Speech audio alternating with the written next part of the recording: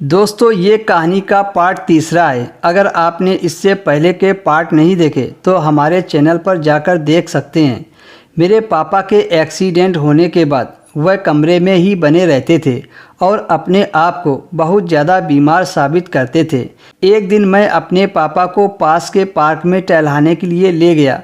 वहाँ पर मुझे एक बंगाली औरत दिखी। उसने मुझे बुलाया तो मैं उसके पास चला गया। वह बंगाली औरत बहुत ही खूबसूरत थी। वह मुस्कुराकर मुझसे पूछने लगी कि तुम कौन हो, कहाँ से आए हो और तुम्हारे पापा को क्या हो गया है। मैंने उसे बताया कि मेरा नाम अजय है और मेरा घर भारत के यूपी ज़िला में है। मैं यहाँ बांग्लादेश घूमने के लिए आया था, लेकिन मेरे पापा का एक्सीडेंट हो गया और इसलिए हम लोग बहुत ज़्यादा परेशान हैं। मेरी बात सुनकर वह धीरे से मुस्कुराई और कहने लगी कि तुम लोगों का गुजारा कैसे चल रहा है। उसकी इस बात पर मेरे आंखों में आंसू आ गए और मैंने उस बंगाली औरत को बता दिया कि हम बहुत ज़्यादा परेशान हैं। पापा की नौकरी ख़त्म हो गई है और हम वापस नहीं जाना चाहते हैं।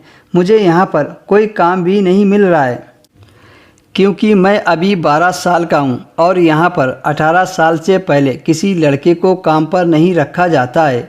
मेरी तो कुछ समझ में नहीं आ रहा है कि क्या करें। बंगाली औरत बोली, अगर तुम्हें यहाँ कोई काम मिल जाए तो तुम वो काम करोगे। उसकी बात सुनकर मैं मुस्कुरा दिया और कहा, हाँ क्यों नहीं, अगर काम मिलेगा तो मैं ज़रूर करूँगा।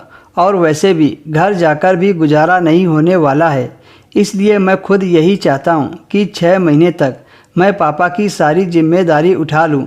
मेरी बात सुनकर वह खुशी से कहने लगी कि मुझे तुम बहुत पसंद आए।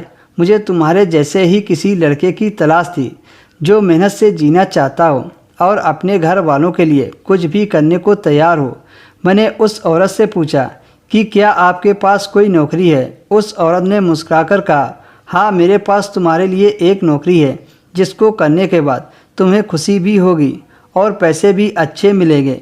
उसकी बात सुनकर मैं खुश हो गया था। फिर मैंने उस औरत से कहा कि तुम मुझे काम बता दो, मैं अपने पापा से बात कर लूँगा। उस औरत ने कहा, तुम्हें रोज़ सुबह शाम मेरे बंगले पर आना होगा और महीने के आखिरी दिन मैं तुम्हें काम बता दूँगी।